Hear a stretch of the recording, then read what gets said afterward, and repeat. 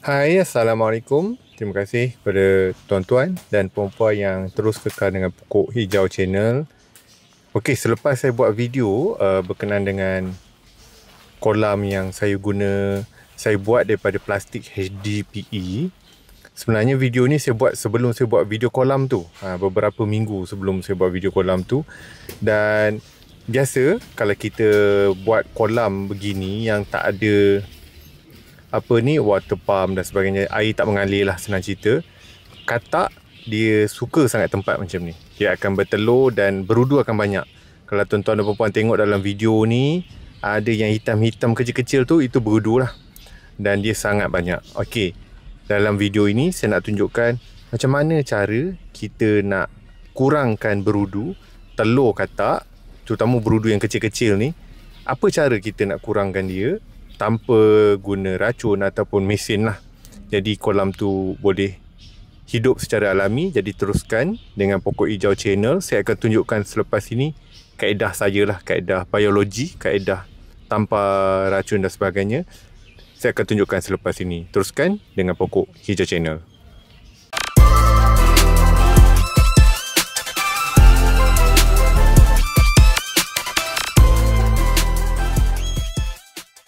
Terima kasih kerana turun ke Pokok Hijau Channel. Okey, pertama kaedah biologi yang kita boleh gunakan untuk hapuskan telur katak dan juga berudu, terutamanya berudu baru menetas ni daripada telur, kita boleh guna ikan. Ikan yang kita boleh guna adalah ikan sepat. Oleh kerana kolam yang saya buat ini, saya letak ikan kecil, iaitu ikan gapi. Jadi bukan semua ikan sesuai untuk kita letak dalam tempat ini. Ini jenis sepat, bukan sepat ronggeng, sepat biasa warna kuning ni. Ikan sepat ni dia makan berudu, tetapi bukanlah berudu yang dah besar nak jadi katak. Biasanya berudu yang kecil dia akan makan, tapi dia tak makan banyak. Ikan sepat ni memang nature dia, semula jadi dia makan kecil-kecil sikit-sikit. Dan kalau kita pancing pun ikan sepat ni, kita boleh guna berudu sebagai umpan kalau nak dapatkan ikan sepat.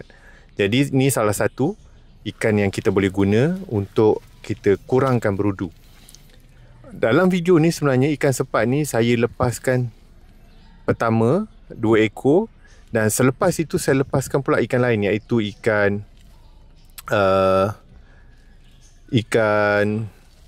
puyuh. Kerana ikan sepat ni maklumlah makannya sikit dan tak banyak.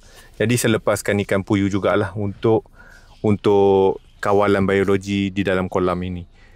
Kenapa saya tak lepaskan ikan-ikan lain? Ada juga ikan-ikan lain yang boleh juga kita lepas yang kan di kolam-kolam begini. Tetapi oleh kerana saya punya ikan utama, ikan yang prime adalah ikan kecil, iaitu ikan gapi, bukan semua ikan sesuai. Terutamanya macam ikan yang kasar sikit lah. Contohnya ikan haruan. Kita boleh lepaskan haruan anak, tetapi kalau dah besar sikit, saya takut dia makanlah ikan yang kecil-kecil ni, terutama anak gapi dan sebagainya, gapi yang kecil-kecil ni. Selain ikan haruan, ada juga ikan-ikan yang tak perlukan oksigen dan boleh hidup dalam tempat-tempat begini, dalam air yang tak ada pump, tak ada air mengalir dan sebagainya. Contohnya macam ikan toman lah, tetapi tak sesuai. Ikan toman, ikan haruan sangat tak sesuai.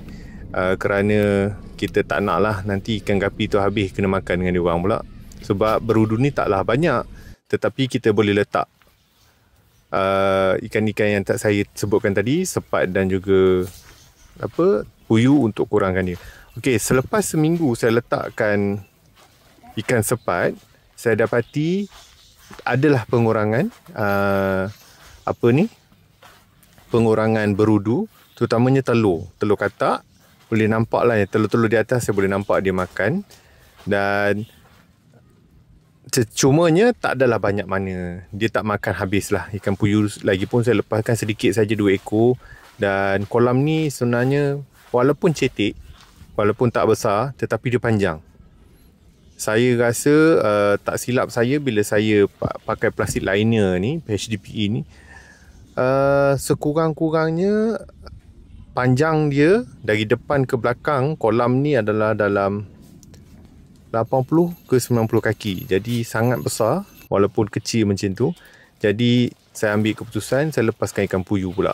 2 ekor juga. Ikan puyuh ni pun saya beli saja, banyak kedai akuarium, online pun ada jual.